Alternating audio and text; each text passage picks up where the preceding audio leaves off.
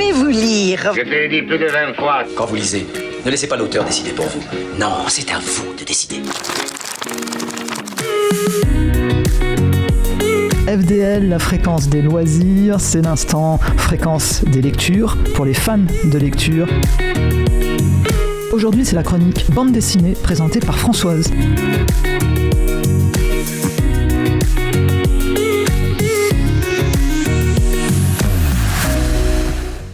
Cette semaine, c'est une chronique spéciale qui a pour sujet le scénariste Vincent Dugommier.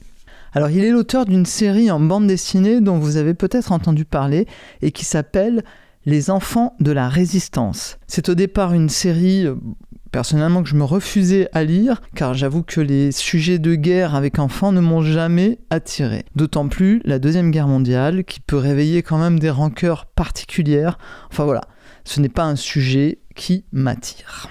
Et puis je suis tombé sur une BD qui m'a vraiment flashé, accroché, attiré, enfin que j'ai aimé, et qui a pour titre Urbex. Et le scénariste de cette BD, devinez qui est-ce? Eh ben oui, voilà, c'est Vincent Dugommier, le scénariste des Enfants de la Résistance. Alors bien sûr, du coup, j'ai un peu creusé le personnage pour essayer de le connaître, et j'en suis arrivé à lire toute son œuvre, dont sa plus connue, obligé, à savoir Les Enfants de la Résistance. Et oui, finalement, je l'ai lu. Et j'avoue que c'est franchement une très belle découverte. Alors, je ne vais pas vous présenter toute son œuvre, car dans le tas, certains scénarios sont un peu bof, je dirais, voilà. Bon, après, c'est mon sentiment, bien sûr. Donc, je vais vous présenter un petit peu l'artiste, on va dire, le scénariste, et après, on va parler de ses différentes BD. Vincent Dugommier, alors il est scénariste, il est né le 20 août 1964 en Belgique. Il fait ses débuts pour le journal de Spirou dans les années 87, et puis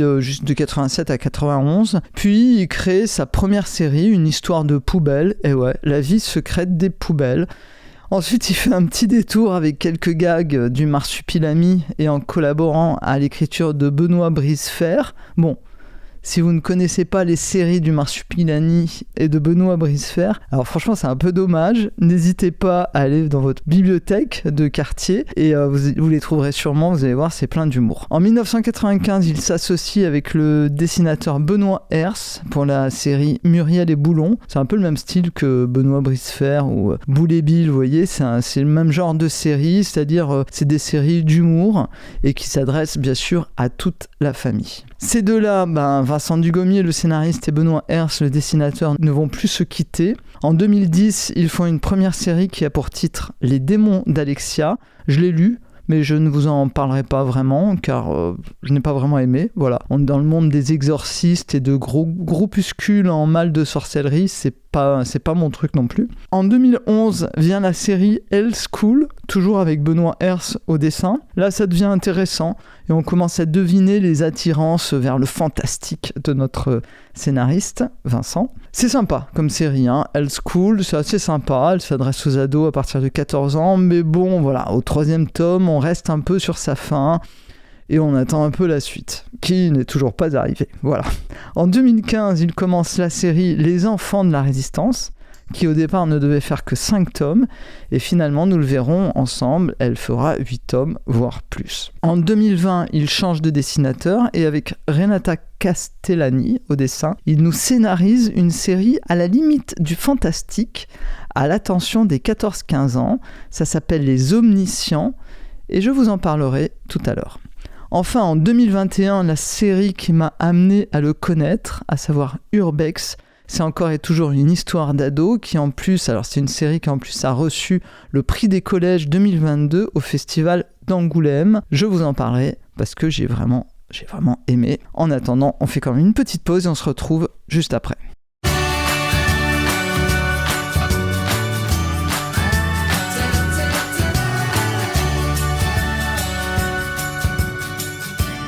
Aujourd'hui, je vous présente le scénariste Vincent Dugommier et on va commencer avec son œuvre la plus connue et la plus récompensée, à savoir Les Enfants de la Résistance. Au dessin, nous avons donc son acolyte des débuts, Benoît Herse. Les Enfants de la Résistance, c'est une épopée qui débute au premier jour de la Deuxième Guerre mondiale. Elle met en scène 3 enfants âgés de 13 ans, vivant dans un petit village français, Pontin-l'Écluse. C'est le nom du village. C'est un village qui est situé à proximité d'un canal et d'un viaduc ferroviaire, d'où l'installation d'une brigade de nazis juste à côté du village. Les 3 enfants, Eusèbe, François et Lisa, créent à eux seuls le premier réseau de résistance de la région qu'ils appelleront le réseau Lynx. Alors, il faut savoir que la résistance des enfants commence tout doucement par une affiche arrachée au coin d'une rue, un graffiti ici, un autre graffiti par là, et cela continue avec la fabrication et la distribution de tracts, vous savez, des petits messages déposés dans les boîtes aux lettres du village, et leur courage va trouver toute sa force après l'exécution par les nazis du père d'un des enfants. Et les 3 gamins, on arrive ainsi à organiser et coordonner des réseaux d'exfiltration vers la zone libre.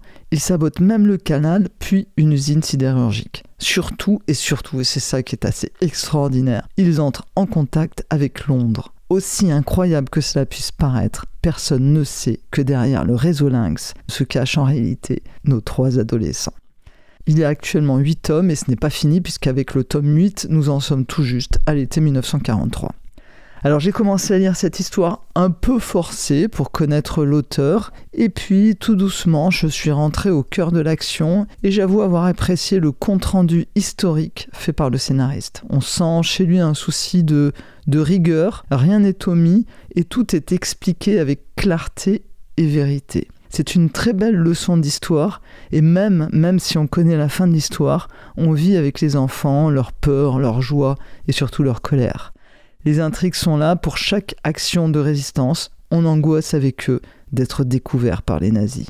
Rien n'est omis, il relate tous les aspects de la collaboration avec l'occupant, la dureté des décisions prises par les résistants. Il n'y a pas de parti pris et toutes les visions de cette guerre sont extrêmement bien relatées. Le récit raconte et explique clairement et d'une façon accessible à tous les publics les réalités sociopolitiques de ce conflit dont les traumatismes persistent encore. C'est aussi une incitation à la vigilance de tout ce qui peut arriver, de tout ce qui peut se passer encore de nos jours. Tout cela est servi par une mise en image et par un dessinateur vraiment exceptionnel. Les images sont dynamiques, le dessin est fin, et puis c'est en couleur d'époque. Vous voyez, on est vraiment plongé dans les couleurs alors je sais pas si à l'époque c'était vraiment des couleurs comme ça, mais en tout cas on a l'impression d'y être, et toute la lecture s'avère vraiment de bout en bout très agréable.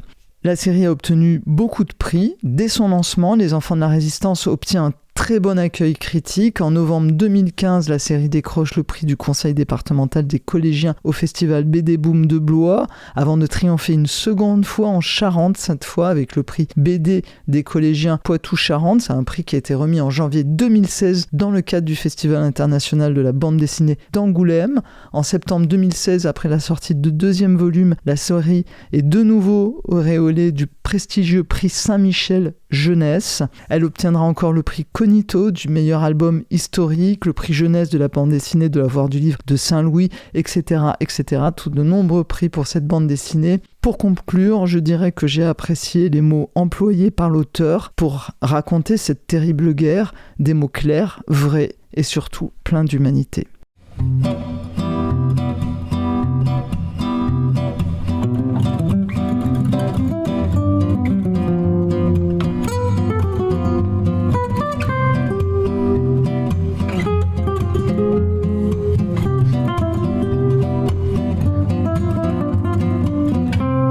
Ma deuxième sélection dans le travail de notre scénariste du jour, Vincent Dugommier, c'est Urbex.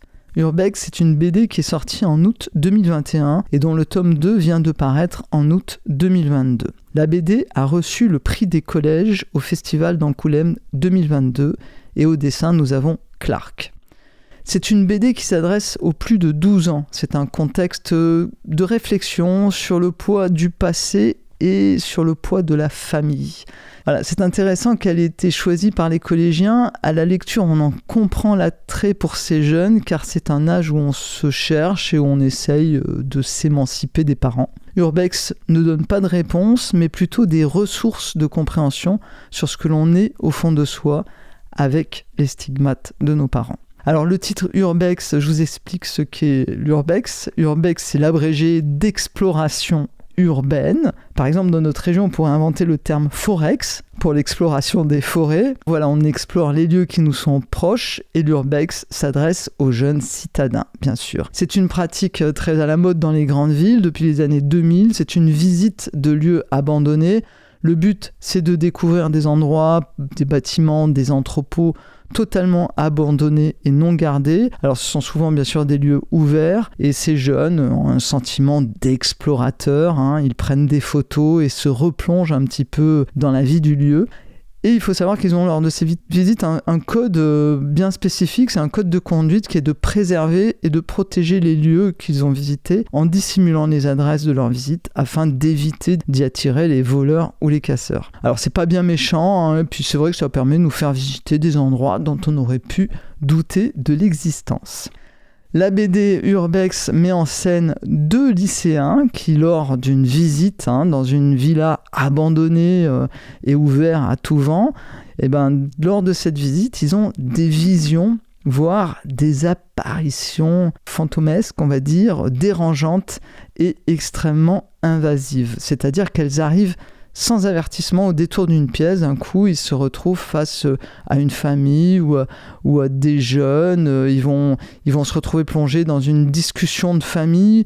Et même à un moment, ils sont quasiment agressés par des fantômes de sœurs jumelles un peu effrayantes. Un peu. Mais les 2 jeunes gardent la tête froide et vont tenter d'élucider le pourquoi du comment de ces apparitions, parce que ces apparitions, ils sont les seuls à les voir, puisqu'à un moment donné, ils y vont avec un ami, lui ne voit pas les apparitions, il n'y a que 2 qui voient ces apparitions, ces fantômes. Alors c'est très intéressant car dans le premier tome, les choses semblent plutôt simples, ce sont des fantômes, donc je vous disais, il faut juste élucider leur raison d'être là. Et puis, doucement, l'intrigue s'épaissit et on ne sait plus vraiment la part du réel et de l'imaginaire. L'auteur arrive même insidieusement à nous mettre un doute quant à la véracité de l'existence d'un des héros de l'histoire. C'est très intéressant, franchement, parce que dès le début, il nous donne des indices qui ne sont absolument pas vérifiables. On est embarqué dans l'histoire, ballotté d'un personnage à l'autre, avec pour chacun une histoire qui s'intègre dans la grande histoire du roman. Alors je trouve qu'avec ce roman, Vincent Dugommier nous montre tout son talent de scénariste, avec des thèmes qui vont du harcèlement à l'abandon, sans oublier de passer par la romance, bien sûr, l'amitié et la transgression. C'est la BD que je vous recommande pour les ados à partir de 12-14 ans, on va dire. Ouais, je vous disais au début 12 ans, mais peut-être 14 ans, c'est à voir. Et je comprends totalement que les collégiens, parce que c'est les collégiens qui l'ont choisi et qui lui ont attribué ce prix au Festival d'Angoulême.